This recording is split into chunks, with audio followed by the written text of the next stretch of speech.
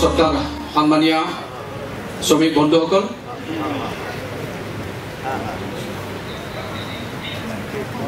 আমি আজি গোটে দিনজোৰা কাৰ্যসূচীৰ জৰিয়তে আমি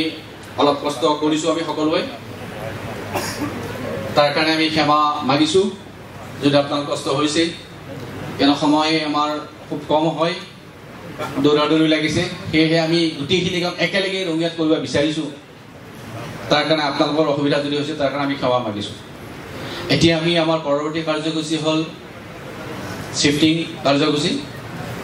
তাৰ কাৰণে আপোনালোকক অকমান সময় ধৈৰ্য ধৰিবৰ কাৰণে অনুৰোধ জনাইছো সেই প্ৰথম শিফটিং কাৰ্যসূচীৰ কাৰণে আমি আমাৰ সন্মানীয় জোনেল এনএফআৰ জোনেলৰ ইনচাৰ্জ মহোদয় আমাৰ মাজত আছে গতিকে আজি আমাৰ শিফটিং কাৰ্যসূচীৰ শুভাৰম্ভণিতে আমি আমাৰ মাজত থকা সন্মানীয় জোনেল ইনচাৰ্জ ধন কুমাৰ ডেকা দেৱক আমাৰ ৰঙিয়া গোটচিটৰ তৰফৰ পৰাই অসম গোটচিট তৰফৰ পৰাই তেখেতক এখন ফুলাম গামোচাৰে সম্বৰ্ধনা দিয়াৰ কাৰণে অনুৰোধ জনাইছো আমাৰ সতীৰ্থবৃন্দক এয়া ধন কুমাৰ ডেকা তেখেতৰ প্ৰচেষ্টা তেখেতৰ শ্ৰম তেখেতৰ চিন্তা চৰ্চাই আমাৰ এই কামখিনি গতি কৰিছে তাৰ কাৰণে আমি সঁচাকৈ অভাৰী আৰু তেখেতক জাপি ফুলাম জাপিৰে সম্বৰ্ধনা জনাব আমাৰ সতীৰ্থবৃন্দই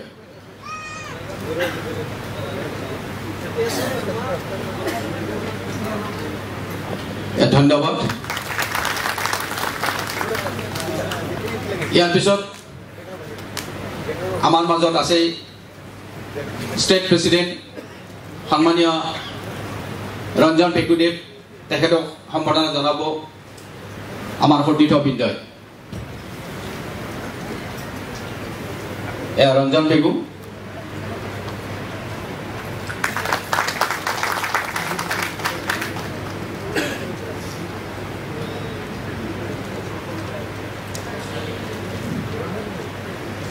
জাপি তেখেতক জাপিৰে সম্বৰ্ধনা জনাব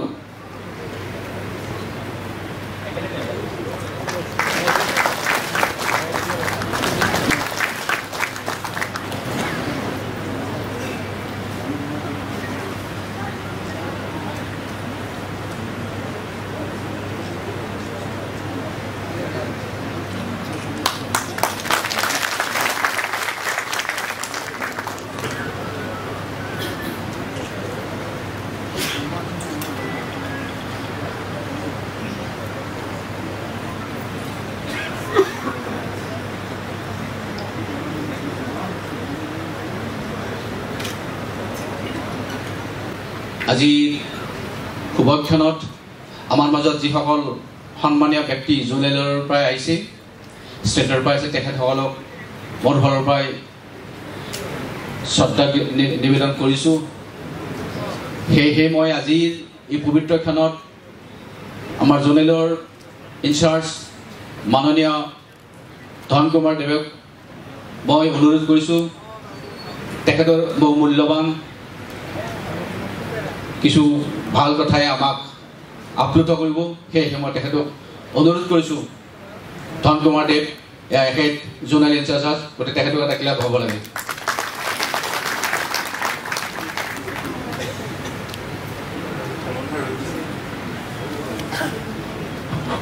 নমস্কাৰ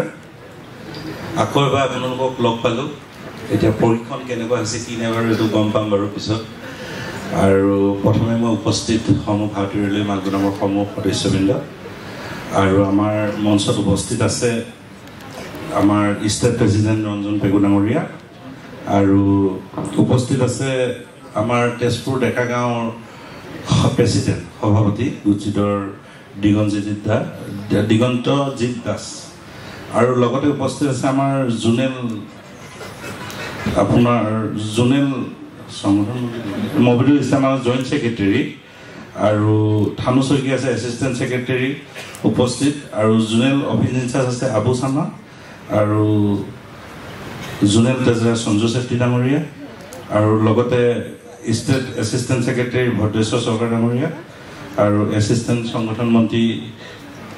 দীপাংক কলিতা আৰু লগতে ৰঙিয়া ডিভিজনৰ ভাইচ প্ৰেচিডেণ্ট মহেন্দ্ৰ দেউৰী ডাঙৰীয়া আৰু জইণ্ট ছেক্ৰেটাৰী ৰঙিয়াৰ দেৱী প্ৰসাদ নাথ আৰু জইণ্ট ছেক্ৰেটাৰী নৰেন বসুমতাৰী আৰু জইণ্ট ছেক্ৰেটাৰী চৰণ নাজাৰী আপোনালোককো মই অশেষ ধন্যবাদ দিছোঁ ইয়াত উপস্থিত হোৱাৰ বাবে। আজি যি ৰঙিয়াৰ যি আমি চিফটিং প্ৰক্ৰিয়া আৰম্ভ কৰিছোঁ, আমি যি গেং লিষ্ট ৰেডি কৰিছিলোঁ,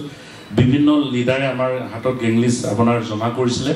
আপোনাৰ গেং লিষ্টৰ বিষয়ে আপোনালোকে মোতকৈ চাগে বেছিকৈ জানে। আমাৰ ইয়াৰ নেতৃত্বত আছে আমাৰ মবিদুল ইছলাম, লগতে আমাৰ দীপাংক কলিতা আৰু আমাৰ যি সমন্বয়, আমাৰ ৰঙিয়া যি সমন্বয় ইউনিয়ন মেম্বাৰসকল আছে, কণ্ডাক্টাৰসকল আছে, তেওঁলোকৰ লগতো আমি আলোচনা কৰিছিলোঁ। আৰু একচুৱেলি সঁচা কথা, তেওঁলোক ইয়াত বৰ্তমান উপস্থিত হোৱা নাই, কিন্তু তেওঁলোকৰ কথা, তেওঁলোকৰ যি আমাক তেওঁলোকে সহযোগিতা কৰিছে, এইটো আমি প্ৰশংসনীয় আৰু তেখেতলোকৰ কাৰণে আমি এটা হাত চাপৰি দিব লাগে। তেওঁলোকে আমাৰ ইউনিয়নত ইমানে তেওঁলোকে সহযোগ কৰিছে, ইমানে ছাপোৰ্ট দিছে, এইটো হয়তো চাগে মবিদুল্লাহ আৰু মইহে অনুভৱ কৰিব পাৰোঁ, যিটো বেলেগে অনুভৱ কৰিব নোৱাৰে। আৰু তেওঁলোকৰ অনুৰোধ বা তেওঁলোকৰ যি ছাপোৰ্ট, এই অনুষ্ঠানটো আজি কৰা হৈছে। বিশেষকৈ মন্তেশ্বৰ শইকীয়া আৰু নবীন চন্দ্ৰ তালুকদাৰ দাক মই বিশেষকৈ ধন্যবাদ জ্ঞাপন কৰিব বিচাৰিছোঁ। যদি মঞ্চত আপোনালোকৰ আগত যদি তেওঁলোকে আহি পায়, নিশ্চয় চিনাকি কৰাই দিম। আৰু গেং লিষ্টৰ কথাটো কৈছোঁ, যাৰ যাৰ লিংক আৰু যাৰ কিবা আপডেট আছে, তেওঁলোকৰ যি গেং লিষ্ট ৰেডি কৰা হৈছে, কাৰোবাৰ যদি লিংক নাই সেইটো আপোনালোকে লিডাৰৰ লগত কথা পাতি ব্যৱস্থা কৰিব। আৰু আজি মবিদুল ইছলাম আৰু দীপাংক কলিতাৰ হাতত মই গেং লিষ্ট আৰু ৰেজিষ্টাৰ মই জমা কৰিম, যিটো আমাৰ ইউনিয়নৰ এটা প্ৰট'কলত পৰে। আৰু সেইমতে আপোনালোকক কণ্টেক্ট কৰা হ'ব, কোন কোন মানুহৰ কি কি দায়িত্ব আছিল। কাৰোবাৰ যদি কিবা প্ৰব্লেম থাকে, এই দুজন ব্যক্তিৰ লগত সম্পূৰ্ণ যোগাযোগ কৰিব। লগতে ষ্টেট প্ৰেচিডেণ্ট আছে ৰঞ্জন পেগু ডাঙৰীয়া, আৰু মই আছোঁ, গুৱাহাটীৰ জোনেল অফিচ আছে। সম্পূৰ্ণ আমি আপোনালোকক সহায় কৰিবৰ কাৰণে ৰাজি আছোঁ। যিকোনো সমস্যাৰ কাৰণে আপোনালোকে যোগাযোগ কৰিব, কোনো ধৰণৰ আফচোচ নাৰাখিব। কোনোবা বিদায় হৈছোঁ, কাৰোবাক কিবা কাৰণত মিছগাইড কৰিব পাৰে, সেইটো কাৰণে আপোনালোকে চিন্তা নকৰিব। আমাৰ ফোন নাম্বাৰ দিয়া হৈ আছে, আপোনালোকে আমাৰ ইউটিউব চেনেলত ফোন নাম্বাৰ দিয়া হৈ আছে, আপোনালোকে সহায় বিচাৰিব। আপোনালোক যদি কোনোবাই হয়তো কিবা কাৰণত ৰৈও যাব পাৰে, যদি ফোনো নকৰে, কোনো কাৰণত যদি গেং লিষ্ট জমা দিয়াৰ পিছত ফোনো নকৰে, সেই বিষয়ে আপোনালোকে জনাব পাৰিব যে আমাৰ আজি 1 মাহ হৈ গ'ল, 2 মাহ হৈ গ'ল, 3 মাহ হৈ গ'ল, আমাক কোনো ধৰণৰ যোগাযোগ কৰা নাই। তাৰো আমি ব্যৱস্থা ৰাখিছোঁ। আৰু 100% আপোনালোকৰ লগত আপোনালোকৰ লিডাৰে যোগাযোগ কৰিব। হয়তো মবিদুল ইছলামেই হওক বা আমাৰ দীপাংক কলিতাই হয়তো যোগাযোগ কৰক নকৰক, তেওঁলোকে লিডাৰৰ লগত যিখন মই লিষ্ট বনাই আনিছোঁ, তেওঁলোকৰ লগত আমাৰ মবিদুল ইছলাম আৰু দীপাংক কলিতাই যোগাযোগ কৰিব। আৰু যিখিনি গেং লিষ্ট, যিখন ৰেজিষ্টাৰ মই মবিদুল আৰু দীপাংকৰ হাতত জমা দিম। আৰু আপোনালোকৰ লগত মই আকৌ এবাৰ কৈছোঁ, আপোনালোকৰ লগত আপোনালোকৰ যি লিডাৰ আছে, তেওঁলোকে আপোনালোকক যোগাযোগ কৰিব, কেনেদৰে আপোনালোকে কামলৈ আহিব লাগিব আৰু কামটো কেনেদৰে কৰিব লাগিব। হয়তো চাগে ইয়াৰ আগত যি প্ৰথম ফেজত যি হৈ গৈছে পৰীক্ষণ লিপি, তাত অলপ হ'লেও কিবা আপোনালোকে অনুমান কৰিব পাৰিব। আমাৰ ইয়াত দিগন্তজিৎ দাদা আছে, দাদাই আপোনালোকক থুলমূলকৈ অলপ হ'লেও বুজাই ক'ব, কেনেদৰে আপোনালোকে আকৌ এবাৰ প্ৰস্তুত হ'ব পাৰিব, প্ৰেক্টিকেল যিটো আপোনালোকৰ ট্ৰেইনিং হ'ব, যিটো কাম হ'ব। তাৰপিছত যিখিনি আমাৰ প্ৰচেষ্টা থাকিব, যিখিনি কাম থাকিব, সেইখিনি সম্পূৰ্ণ আপোনালোকক জ্ঞাত বা জনোৱা হ'ব, কেনেদৰে তাৰ পিছৰ পৰ্যায়টো আমি আগবাঢ়িব পাৰোঁ। আমাক এতিয়ালৈ যিটো আদেশ মহামন্ত্ৰীয়ে যিখন চিঠি মোলৈ লিখিছিল, যিখন শ্ৰদ্ধা মনোৰঞ্জন ছাৰে মোলৈ এখন লেটাৰ লিখিছিল, যিখিনি কাম আমাক কৰিব দিছে, চিফটিং প্ৰক্ৰিয়াটো প্ৰশিক্ষণৰ যি প্ৰশিক্ষণ কৰিব লাগে, এই গোটেইখিনি কাম আমি কৰি খুব সোনকালে আমি শেষ কৰিম। আপোনালোকৰ যি গেং লিষ্ট আৰু ৰেজিষ্টাৰ মই মবিদুল্লাৰ হাতত জমা দিম। ৰেজিষ্টাৰখন লাগিছিলে,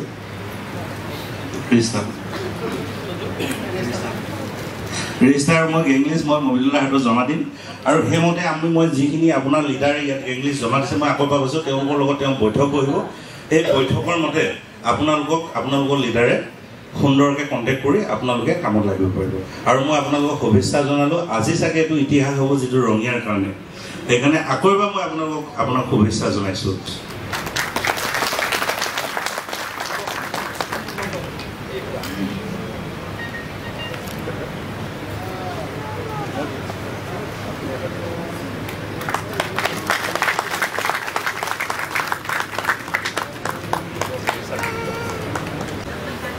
ভাৰতীয় ৰেলৱে মালগুদাম শ্ৰমিক সংঘৰ,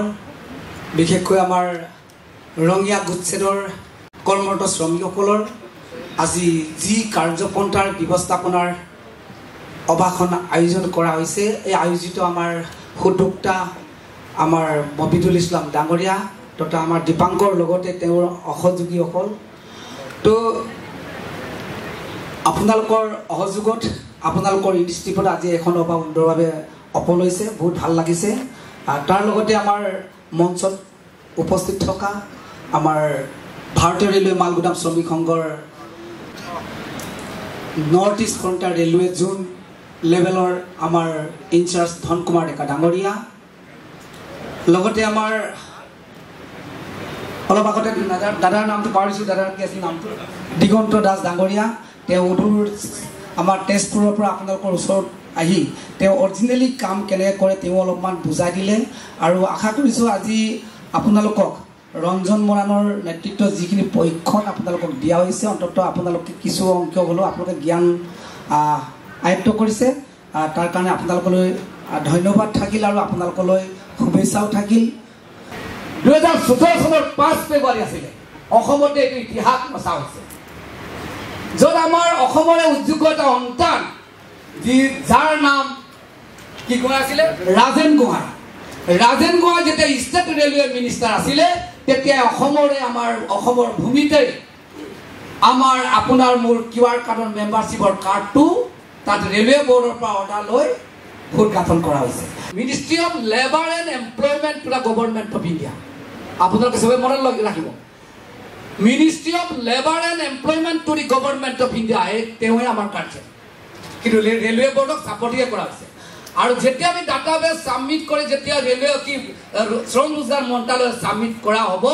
তেতিয়াই 2003 চন আৰু 2021 চনৰ ত্ৰিপাক্ষিক বৈঠকত যিবিলাক আপোনাক মোক কাৰণে যিটো সুবিধা দিবৰ কাৰণে গভৰ্ণমেণ্টে যিটো প্ৰস্তাৱ পাছ কৰি ৰাখিছে এইখিনি তেওঁলোকে পোনপটীয়াকৈ নিৰ্দেশ দিব ৰেলৱে বৰ্ডক যে এইবিলাক মোৰ মানুহ আপোনাৰ ৰেলত কৰ্মৰত শ্ৰমিক হয় তেওঁলোকক পাৰ্মানেণ্ট যিটো ছিষ্টেম আছে সেইমতে কৰিব লাগিব নিৰ্দেশ দিব গতিকে আমি চৰকাৰটো আহিছে পুনৰ বিজেপি চৰকাৰ আহিছে আশা কৰিছোঁ অতি সোনকালে আমাৰ লেবাৰ কোডটো পাছ হ'ব আৰু ইয়াতে এটা কথা আছে আপুনি মই এতিয়াও লেবাৰ কাম কৰি আমাৰ দাদা আছে তেওঁলোকৰ ওচৰত গ'লে আপোনালোকক যথেষ্ট পৰিমাণে সহায় কৰিব আপোনালোকক কামত নিয়োগ কৰিব কিন্তু আপুনি মই লেবাৰ যিবিলাক ফিজিকেলি কাম কৰিব তেওঁলোককে একেটা কিবা দিব চৰকাৰ মন্ত্ৰী এনজিলাই বহি থাকিব দিব নেকি কি দৰকাৰ হৈ দিব তাৰ কাৰণে তেওঁলোকৰ দৰমহা কেনেকৈ আহিব তেওঁলোকৰ দৰমহাৰ ব্যৱস্থাটো ডিপাৰ্টমেণ্টেল লেবাৰ ছিষ্টেমৰ জৰিয়তে আজি গভৰ্ণমেণ্টে যোৱা পাৰ্লিয়ামেণ্টত পাছ কৰি থোৱা আছে আপোনাৰে নহয় আপোনাৰ লগতে হাজাৰ মানুহ আছে সেই মানুহবিলাকৰ সুৰক্ষা স্বাৰ্থৰ খাতিৰত আৰু আপোনাৰ ভৱিষ্যত প্ৰজন্ম আপুনি মই ৰিটায়াৰমেণ্ট হোৱাৰ পাছত আপোনাৰ প্ৰজন্ম যে বাধ্যতামূলকভাৱে আপোনাৰ পষ্টৰ এগেইনষ্টত পাব সেই বিষয়টো ইয়াৰ উল্লেখ আছে আপোনাৰ ল'ৰাৰ শেষ হোৱাৰ পাছত বা তেওঁ ডিছেবিলিটি হ'লে আপোনাৰ নাতিয়ে পাব পুতিয়ে পাব ঠিক এই আইনটো লেবাৰ কোডৰ জৰিয়তে আজি পাছ কৰি অনা হৈছে এইখিনি আপোনাৰ মোৰ কাৰণে বহুত সৌভাগ্য গতিকে সেই বস্তুটো এটাই কোৱা হৈছে আৰু এটা মই কনচেপ্ট আপোনালোকক ক'বলৈ গৈ আছোঁ আপুনি আজি চৰ্দাৰ আপুনি কাম কৰি থকা অৱস্থাত যদি আপোনাৰ লাইচেন্স আপোনাৰ ডিছেবিলিটিৰ কাম কৰিব আপুনি মৰিয়ে গ'ল তেতিয়া আপোনাৰ ল'ৰা ছোৱালী উপযুক্ত নহ'ল কি কৰিব আপোনাৰ কাৰণ তাত লিখা আছে যে আপোনাৰ ঘৰৰ এজন মেম্বাৰে আপোনাৰ পষ্টৰ এগেইনষ্টত পাবই কিন্তু আপোনাৰ ল'ৰা বা ছোৱালীজনে আপোনাৰ সন্তানে আপুনি যেতিয়া ডিছেবিলিটি হৈ গ'ল বা আপুনি ৰিটায়াৰমেণ্ট হ'ল আপোনাৰ সন্তান উপযুক্ত নহয় তেতিয়া কি কৰিব লেবাৰলৈও পাব আৰু আপুনি যদি লেবাৰ কৰি আছে তেতিয়াহ'লে লেবাৰ কৰি থকা অৱস্থাত আপোনাৰ ল'ৰাই যদি আপোনাৰ ৰিটায়াৰমেণ্ট হ'ব যদি উপযুক্ত চৰ্দাৰ মন্ত্ৰী বা তেওঁ আপগ্ৰেশ্যন ভাল অফিচাৰ পাব ঠিক তেনেকুৱা ধৰণৰ কনচেপ্টত এই বস্তুটো পাছ কৰি থোৱা আছে আৰু বেছি নকওঁ সকলোকে সহযোগিতা আগবঢ়াইছোঁ আৰু আজিৰ পৰা আপোনালোকক ৰিকুৱেষ্ট কৰিছোঁ বেলেগ ধৰণৰ মন্তব্য কৰিব নালাগে কোনোবাই যদি আপোনালোকৰ ৰিলেটেড লিডাৰে যদি ভুল কাম কৰিছে তেওঁক ধৰাবলৈ চেষ্টা কৰক তেওঁ ভালকৈ কওক যে সোনকালে আমাক কামত সহায় কৰক আপুনি শুই থাকিব নালাগে বা আপুনি তেনেকৈ নেগলিজেঞ্চ কৰিব লাগে গতিকে আমাৰ কামটো যাতে হওক সেই বক্তব্যৰে আপোনালোকৰ পৰা বিদায় মাগিছোঁ ধন্যবাদ ধন্যবাদ